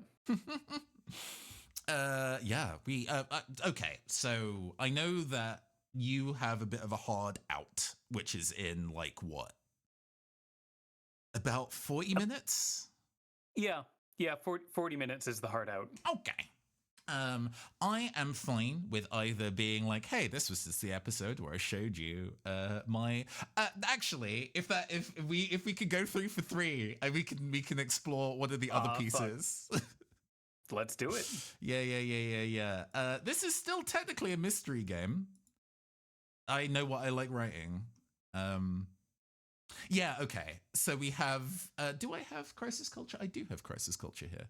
And Crisis Culture, I think, is a better game than Pizza Apocalypse 20XX, which I And don't here think. I was like, yes, SJW, Digital Zine Quest. Oh no, these are the ones that aren't actually on itch. These are the ones that I made and were okay. kind of like, hey, well, you know, I enjoyed that I made this game, but I don't think it's polished enough to have it available to the general public. The secret cut. Okay. This is the secret cut. So we have 2. We have my very, very first Pizza Apocalypse 20XX, which is definitely rough around the edges, but also has excellent art. Because I work with other artists who are not me. Or we have Crisis Culture, which was done after Thought Police. I do believe it was the game between Thought Police and the other one, Kenneth Rice. So, you know, options. Do you want the really, really early experience that's a little rougher, or do you want one that's a bit more mechanically polished? We've seen some good stuff out here. I kind of want to see the very first. Okay, yeah, we'll do that. Chat, if you want to see the one that we haven't shown, let us know next time we are up and about, and I can make that fucking happen for you. Hell yeah. We go this, and then we're gonna do hut. Oh, I'm gonna wait for the game to load first. That would be a good idea. It does help. It's so much worse, but in a way that's really camp. It's so camp. Man. I regret nothing. This game is also very silly, quite specifically. Really? Yeah, weird. Hello? There we go. It's up on stream as well. Mm-hmm. Let me just make sure that... Oh, it auto by default set the music quite low. How rare.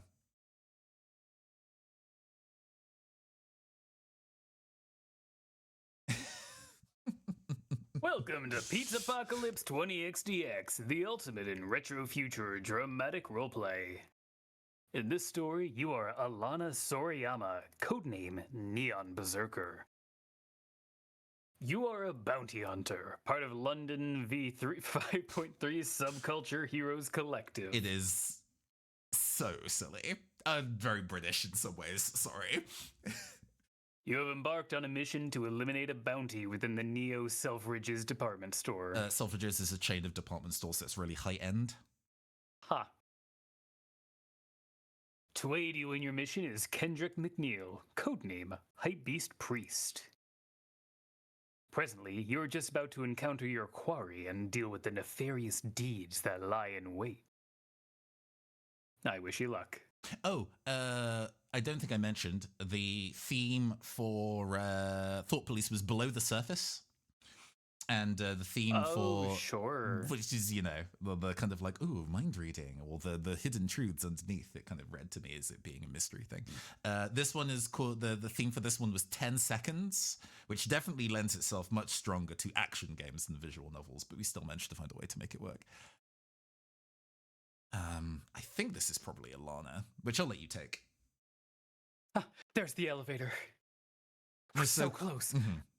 Oh. No, this probably sticks to her. We're so close. Let's get our asses in there.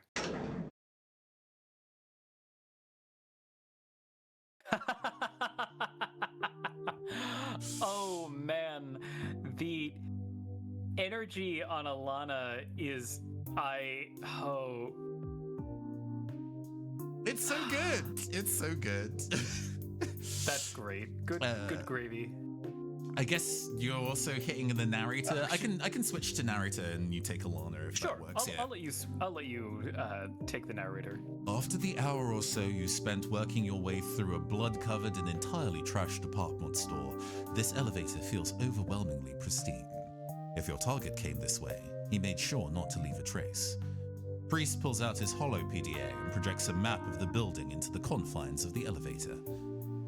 Alright, so if the blueprints we have are correct, this elevator should take us to the lowest floor, which is basement 9, cosmetics, bathroom furnishings, and funeral services. Entered Berserker, do you need to review the mission again? Patagon, I do see the Proud Family comparison for Beast for Priest, sure, I Alana. see it. I see it. Oh, sure. No, for Alana. Oh, yeah. Makes sense. Sure, it'll help me psych myself up. Well, you're familiar with most of this, but Wyatt Malike, aka Glam Necromancer, is the target. He's been a thorn in London version 5.3 side for years, know what I mean? The collective's gotten at least one request every few months from the public to arrest him. Mostly it's petty vandalism and unlicensed manipulation of corpses. Intel suggests that he lives out of town, Chelmsford. He only comes to London version 5.3 just to fuck with people. Not cool.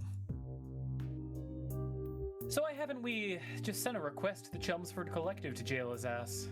No, that's because there's no collector to report it to. Chelmsford has no subculture. Christ, that's depressing. So then, what's he doing here this time? Alright, so he steps his game up. This is the largest necromantic attack we've seen from him. He's had neo-selfridges on lockdown for the last 12 hours, and he's pretty much killed everyone in the building. I say with a placid smile. If they weren't sacrificed to his worship deity, Ath Katan Primarch, they got turned into fashion victims. You mean the hordes of zombies we've had to... You mean the hordes of zombies we've had to bust our way through to get here? One guy did all that? Holy shit. It gets worse, yeah? Scanners report that he's got some kind of ritualistic altar set up. There have been waves of totally whack vibes coming from the basement floors of the building. Which, as I'm sure you've worked out, is where this elevator is headed. The elevator reaches the 9th basement with a soft thump. The doors ease open and you step out onto the shop floor. However, most of it is shrouded in thick, pungent fog. The smell does nothing to assuage the mounting sense of unease in your stomach. Through the fog is Glam Necromancer. He stands within a massive magic circle, surrounded by countless bathroom-scented candles and gem-studded skulls. Cosmetics are strewn everywhere as stalls of product have been shoved aside to make room for the ritual. I love his little cartoon skull belt. Yeah, it's cute. I also like his face paint. This place is in a fucking state. And that smell. It's like artificial fruit and gone off meat. Gross. Glam Necromancer has his eyes rolled back. Glam Necromancer, oh my god, words, blah blah blah blah. Glam Necromancer has his eyes rolled into the back of his head as he chants an incantation. Though as far as you can tell, it's complete gibberish. Ka. No, he's up here. Ka, Niktha, beer 2 medium onions, 1.5 teaspoons of mustard powder, Akluth Simla Riadulum. He falls silent as he senses a foreign presence in the room. The glowing magic circle continues to pulse, and the odd stench fails to become less unpleasant. Ah, so the pathetic dogs from the collective have arrived to put a stop to me. But you are too late. The ritual is almost complete. My culinary doomsday will be actualized. Sorry, what? In mere moments, I shall use the power of the Elder Gods to turn all pizza into rotten meatloaf. Why the fuck would... This is so fucking Saturday morning cartoon. No, you complete bastard! Yes, yes, your anguish is just what I crave. Scream and cry as I remove one of your precious loves. The necromancer begins to chant again. A glowing ball of red energy forms near the ceiling of the room, parting the fog in its wake. It centers above the magic circle with a sense of ominous importance.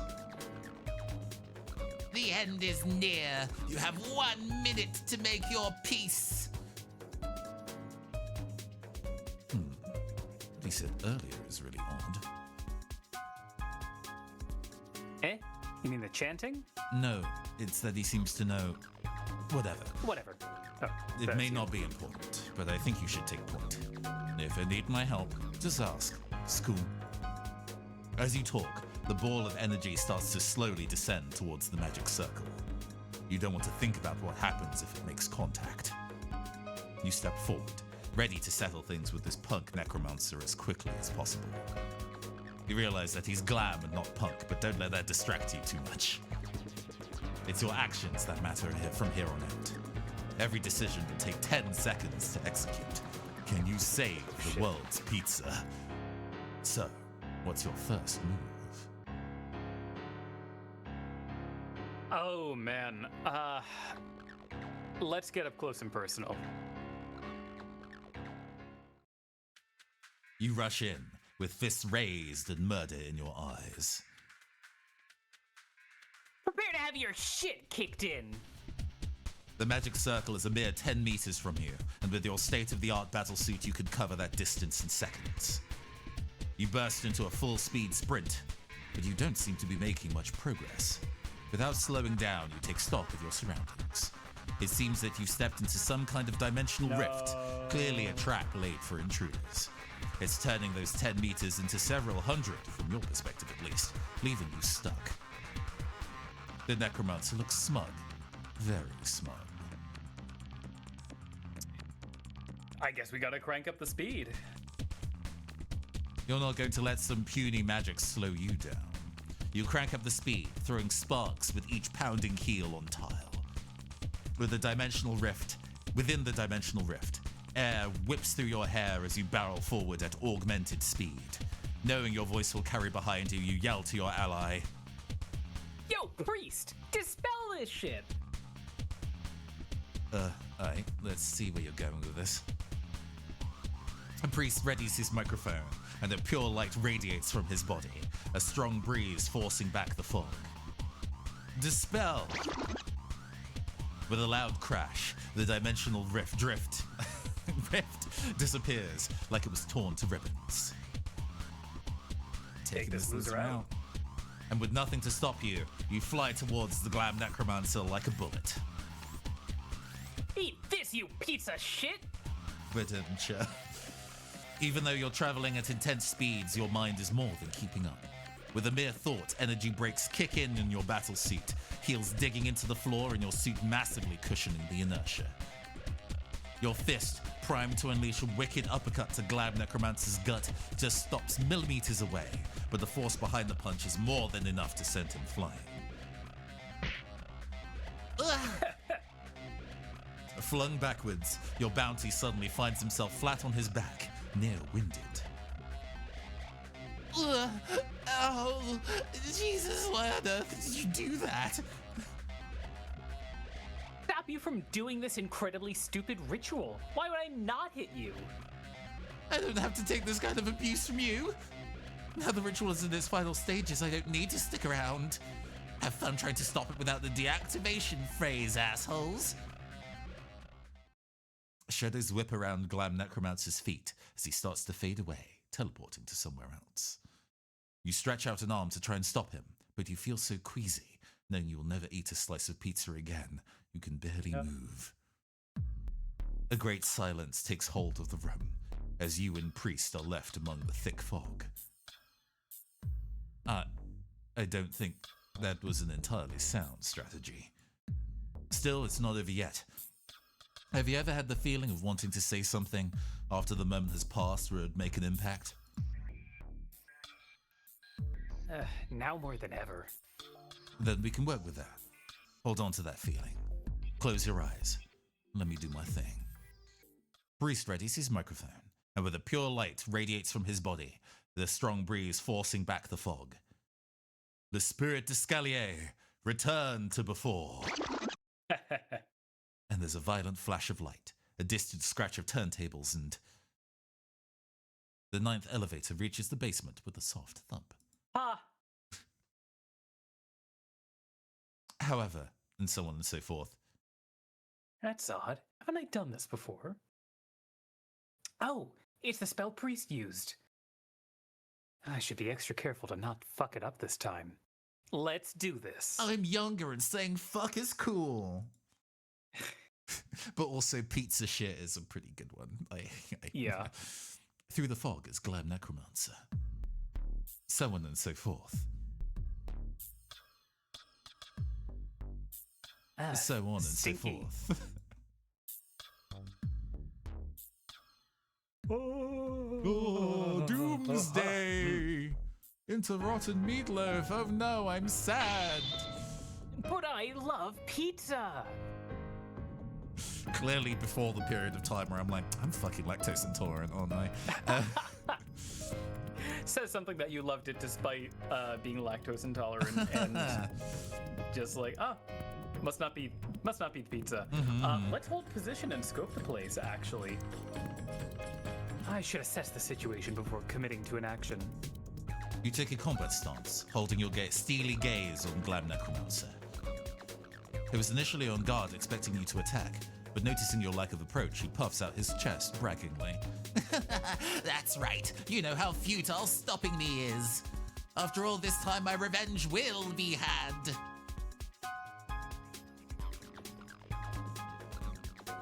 Oh, hold up.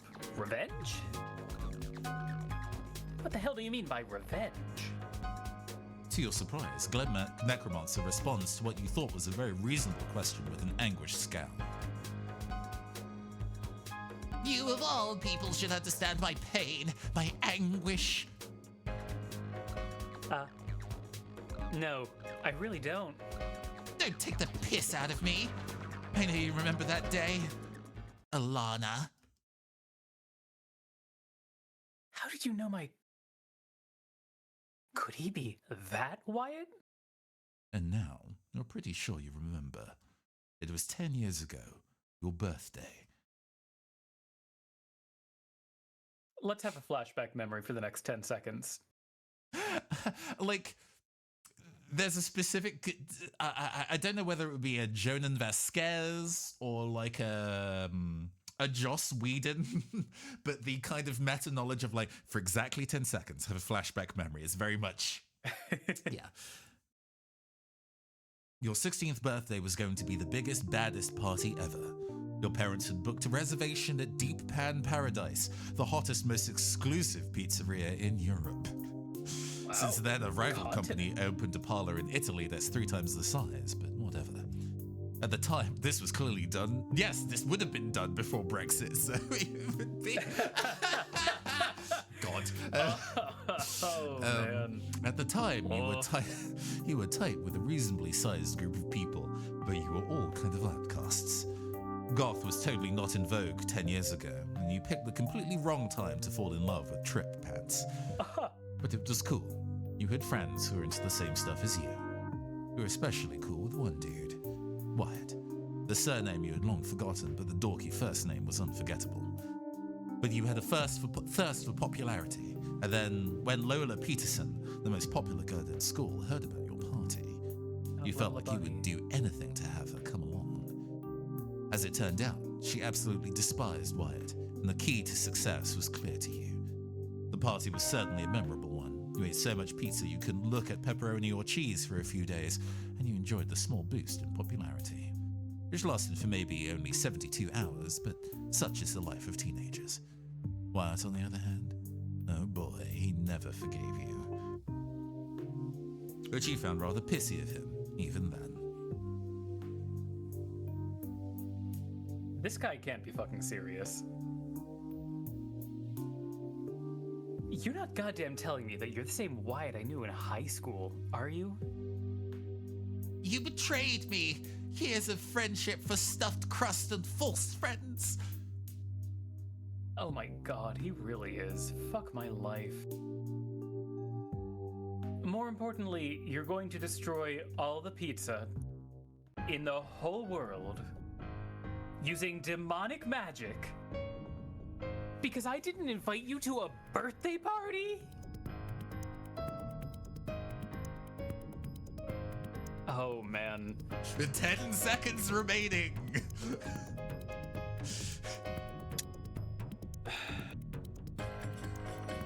Do you want a quick save? Fair enough. Quick save. Get a fucking grip, like seriously. And this took you all of 10 years to put together? Hey, it took a lot of time and effort to get that master's in food transmogrification. 10 years and a useless degree? Fatagan says, you snubbing me gives me license to murder and reanimate people. I mean, yes. My degree is not useless. Oh, shut up, you piece of shit! You spend so much time arguing with Glam Necromancer, you don't notice the ball of light hitting the floor. The magic circle explodes with energy, engulfing the room in a bright light and giving you that extra hefty blast of that rotten meat smell. No, I'm also made of pizza. Eventually, the light fades and Glam Necromancer stands in triumph. It is done! All pizza has been erased! Now that it's done, I feel so much better. I think we'll get some fresh air. Peace, y'all. Shadows whip around Glam Necromancer's feet as he starts to fade away, teleporting to somewhere else. So on and so forth. A great silence takes hold of the room, and you and Priest are left amongst the thick fog. So on and so forth. Do we want to quick load? And we quick load. I'm like, sorry. I have no idea why you're still upset about this after 10 years, but if it's pushed you to this, I'm so sorry. You don't mean it. 4. The ball of energy is now dangerously close to the magic circle, and is starting to give out a loud and urgent hum that's setting your teeth on edge. I mean it. Really. Just stop the ritual for goodness sake. Fine. Iktu Hamala Helenda. The ball of energy halts in its tracks, a hair's breadth from the floor. Yo, careful, Berserker. He's not disabled the ritual, just halted it. You wipe sweat from your brow and nod in recognition. Yeah, I know. But that's fine. For real though, did you really think that going to this length to get back at me would fix things? I'd hardly become friends with you again after this. You have a point. Damn straight I do. I'll tell you what. You completely stop the ritual and I'll...